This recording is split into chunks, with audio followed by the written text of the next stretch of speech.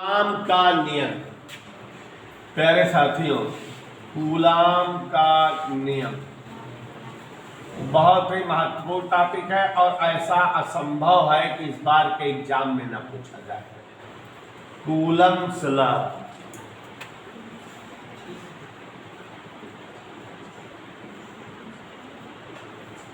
इस बार के एग्जाम में ना पूछा जाए, ये हो ही नहीं सकता। चाहे जो इंसान पेपर बनाए, इस बार सेटिंग है कि ये श्योर फाइटेन आएगा। कूलम्स लॉ या कूलाम का नियम, ठीक है। तो अब बच्चों एक चीज़ ये बता देना चाह रहा हूँ कि कूलाम के नियम से रिलेटेड 10-12 हेडिंग है, ठीक है। तो हम आपको अच्छे से समझाना चाहते हैं। पहले जानिए कि कूलाम का नियम किसके लिए है और फिर जानिए कूलाम का नियम क्या है ना भाई। कूलाम के नियम की आवश्यकता क्या हुई, क्यों कूलाम का नियम बना, या कूलाम का नियम क्या बताता है, और फिर उसका नियम की है क्या, ये दो बातें कहूँगी। तो यहाँ ध्यान से समझिए, कूलाम के नियम को मैं इतना रटा दे रहा हूँ कि आप जो है पीढ़ियों दर पीढ़ियों भूलोगे नहीं, बताते जाओगे अपनी पीढ़ियों को। जैसे बहुत सारी चीज़ें हम ऐसे पढ़ लिखते हैं कि जीवन पर्यंत तो याद रहती मरते दम तक। अब गिनती पहाड़ा हम लोगों को लाइफ टाइम तक याद रहता है, तो कोई चीज़ ऐसे पढ़ो ना कि जीवन भर याद रहे। तो उसको हम इसी तरह समझाएंगे। देखो बच्चों, सबसे पहले ये जानो कि अगर कोई दो आवेश हो तो दो तरह से हो सकते हैं। या तो सेम कास्ट के हो, सजाती है, एक धन हो दूसरा धन हो, एक ऋण हो दूसरा ऋण हो, और तब दोनों पास लाओ। तो विद्वानों ने देखा है कि जब समान प्रकृति या सजाती आवेश पास लाए जाते हैं तो वे एक दूसरे को धक्का मारते हैं, प्रतिकर्षित करते हैं। विज्ञान की भाषा में दो सजातीय आवेशों के मध्य वैद्युत प्रतिकर्षण बल लगता है। कौन बल? हाँ, वैद्युत प्रतिकर्षण बल लगता है। और अगर दो आवेश विपरीत नेचर के हो, कैसे छोटिया विपरीत, अगर एक प्लस हो और दूसरा का पास लाए जाते हैं तो दोनों एक दूसरे को आकर्षित करते हैं, माने उनके बीच वैद्युत आकर्षण बल लगता है। बड़ी परेशानी ये है कि अगर दो आवेश है तो उनके बीच वैद्युत बल जरूर है। अब या तो वैद्युत बल आकर्षण होगा या तो वैद्युत बल, दोनों आवेशों के स्वभाव पर यह डिपेंड करता है। If there are any two charges then it is must there will be some force acting in between the charges and the nature of that force depend on the nature of charges. Okay, तो इस तरह से जो है, अंग्रेजी बोल दे दूंगा, तो इस तरह से अगर कोई दो आवेशित वस्तुएं पास लाई जाती हैं तो उनके बीच कोई बल अवश्य कार्य करता है, और वो बल या तो आकर्षण प्रकृति का होता है या तो प्रतिकर्षण। और इस बल की प्रकृति निर्भर करती है आवेशों की प्रकृति पर। अगर दोनों आवेश सजाती होंगे तो वैद्युत बल जो है प्रतिकर्षण बल होगा, और अगर दोनों आवेश विजाती होंगे तो वैद्युत बल। If there are any two charges placed much nearer, then some force acting in between them, it is must, and the nature of force depend on the nature of charges. If charges are of same cast, then the force nature is a repulsion, and if the charges are of different castes, opposite castes, then the nature of force will be attraction. ठीक है, तो दो आवेशों के बीच वैद्युत बल या एक बल जरूर काम करता है जो आकर्षण प्रतिकर्षण प्रकृति क्या होता है। शॉर्टकट पे हम इसे वैद्युत बल कहते हैं, और कूलाम के नियम की खोज के बाद इसे कूलाम बल भी कहा जाता है। तो हम जो है बताना चाहते हैं कि कूलाम का नियम किसके लिए है। तो आप जान लीजिए कि कूलाम का नियम दो आवेशों के बीच लगने वाले वैद्युत बल को बताता है, ठीक है।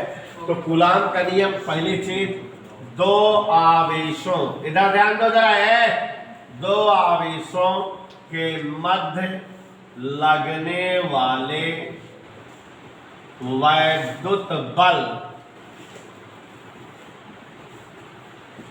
के लिए है। माने इसके द्वारा क्या पता लगती है, दो आवेशों के बीच लगने वाले वैद्युत बल के बारे में पता लगती है कि दो आवेशों के बीच जो वैद्युत बल लगता है वो क्या है, कैसे है, कितना है, यही बताता है कूलाम बल। तो अब ये तो याद हो गया कि कूलाम का नियम हम किस लिए पढ़ेंगे, दो आवेशों के बीच लगने वाले वैद्युत बल को जो है जानेंगे इस नियम के द्वारा। ठीक है, जो अब याद हो गए कहीं बेटा?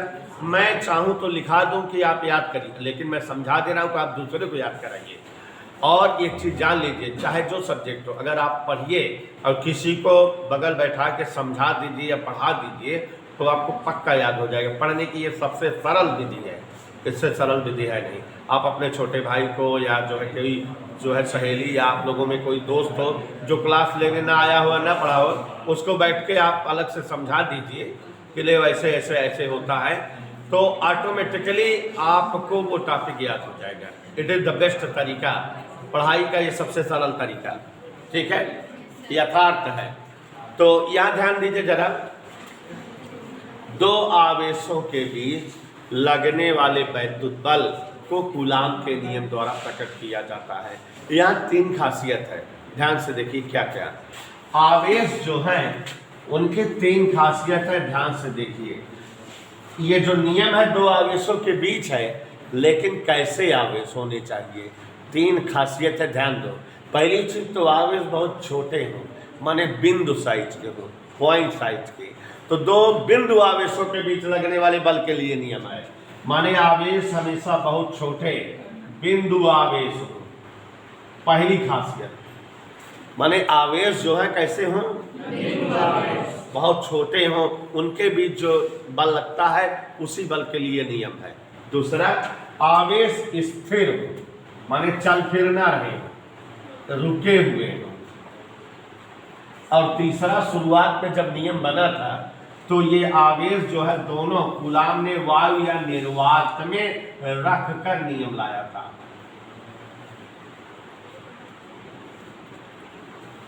समझ में आया?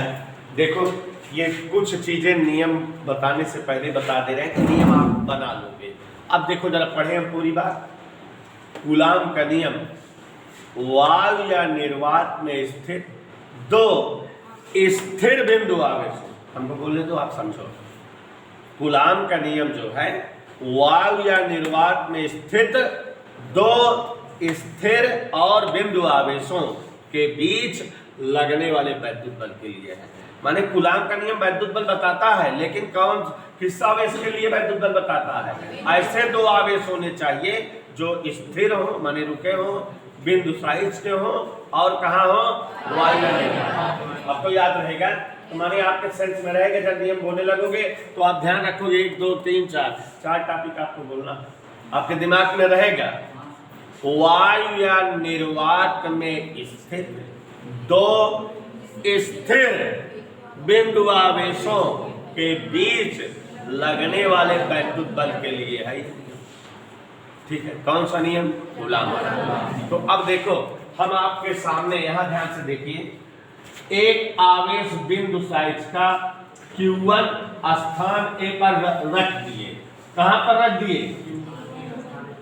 माने स्थिर हो गया ये।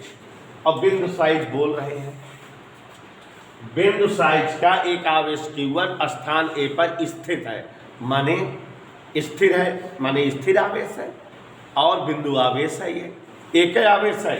इससे कुछ दूरी पर एक और आवेश ले लिए बिंदु साइज का Q2 और इसको स्थान B पर रख दिए। दोनों आवेश R दूरी पर स्थित है, कुछ न कुछ दूरी पर है।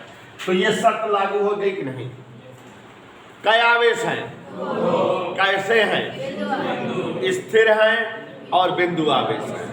और मान लो कि यहाँ पूरा वायु या निर्वात है, माने वायु या निर्वात में स्थित है।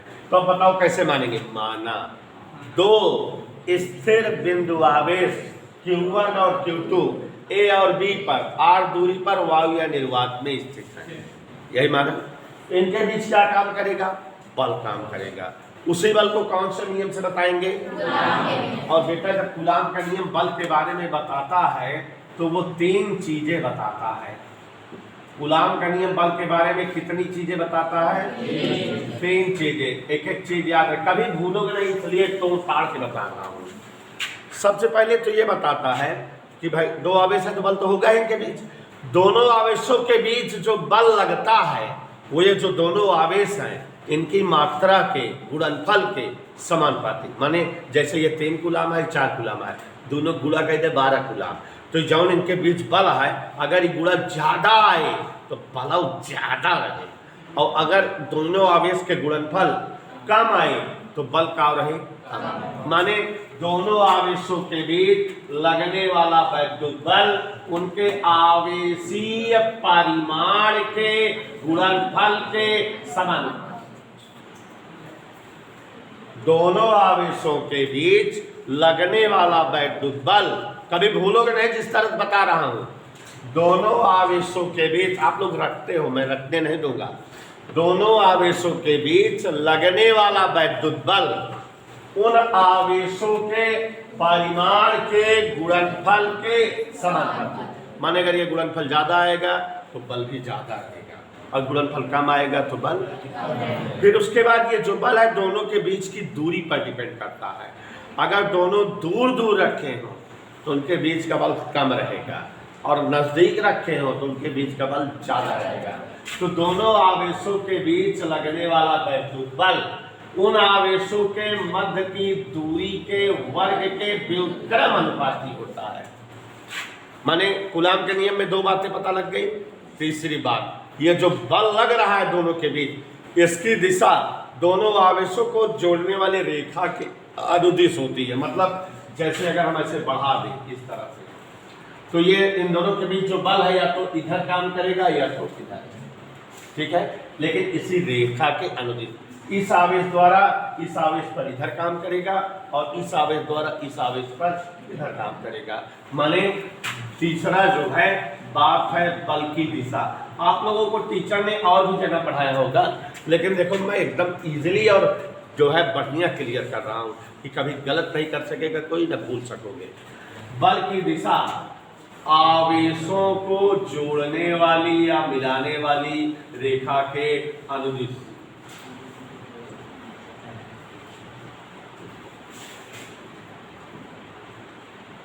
और बेटा ये इतनी तीन बातें 1 2 3 बोल दोगे कूलाम का नियम हो जाएगा, ठीक है।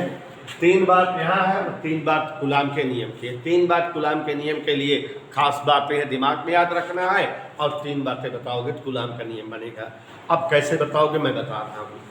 पहली चीज़ तो आप केवल को बता दोगे कि कूलाम के नियम द्वारा वायु या निर्वात में स्थित दो स्थिर बिंदु आवेशों के बीच लगने वाले वैद्युत बल को बताया जाता है, ठीक है। पहली बात तो ये जानो कूलाम का नियम है किसके लिए, किसके लिए है, वायु या निर्वात में स्थित दो स्थिर बिंदु आवेशों के बीच लगने वाले वैद्युत बल के लिए है।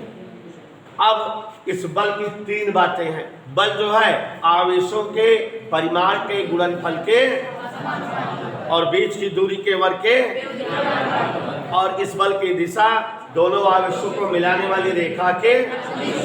माने जब तीन बातें याद रहेगी, जब लिखने लगोगे कई लिखोगे, अगर दो लिखोगे तो सोचो करिए भूल गए हैं, तो याद करके उसको भी सेट कर लोगे, है ना, नहीं तो नहीं सेट कर पाते। तो पूरा मिला के पढ़े हम तो कूलाम का नियम हो जाएगा। कोई बोलेगा नहीं, एक बार हमसे सुनो, उसके बाद मैं सबसे पढ़वा ही रहा हूँ, ठीक है। तो ये नियम किसके लिए है, बल के लिए है। तो बल की खासियत बताते हुए ये तीनों बात बताएंगे। देखो जरा कैसे, ध्यान सुनो।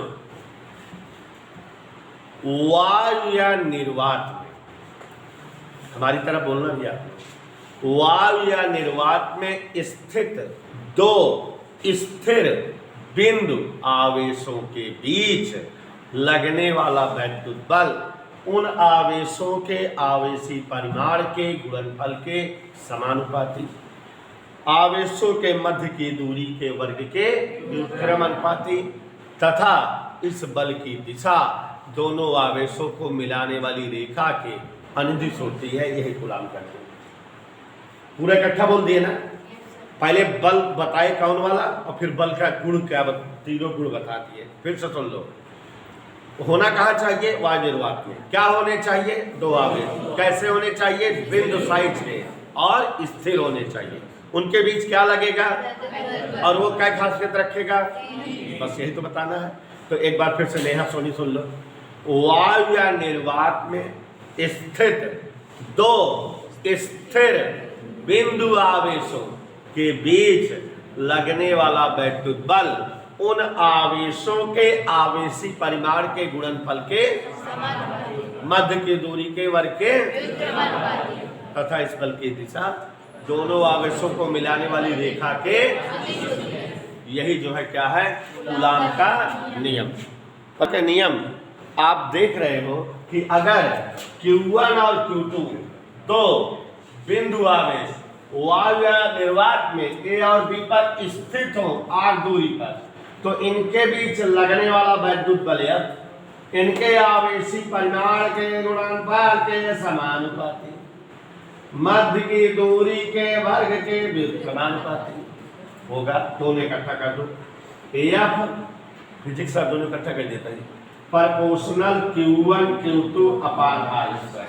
प्यारे बच्चों जानते हो समानुपाती चिन्ह हटता है, फिजिक्स में पढ़े हो तो बराबर और कोई नियतांक लगा देते हैं, तो बराबर कौनो बड़का के नियतांक बना देते हैं, हाँ कैपिटल के Q1 Q2 अपान r²। ये कूलाम का सही सही नियम से बना सूत्र है, कोई दिक्कत। यहाँ जो कैपिटल के है ये नियतांक है, और वैज्ञानिक कूलाम ने विभिन्न मात्रा के आवेशों को लिया और उन्हें भिन्न भिन्न दूरी पर रखा, तो ये पता लग गया हमको कि इस नियतांक का मान 1/4 पाई एप्सिलॉन नॉट या 9×10⁹ होता है। तो जब जो है यहाँ पर ये नियतांक 10⁹ के कोड का है, इसका मतलब दो आवेशों के बीच बहुत ज़्यादा मान वाला बल लगता है, बहुत ज़्यादा परिमाण का बल लगता है। 10⁹ का मतलब होता है 10 खरब हो गया, तो 10 खरब की कोट में बल लगता है। कूलाम बल बहुत बड़ा बल माना जाता है। इधर क्लियर। तो यहाँ पर ये आया। अब एप्सिलॉन नॉट वगैरह क्या है, अभी इसके बाद आगे हम लोग चर्चा करेंगे अच्छे से।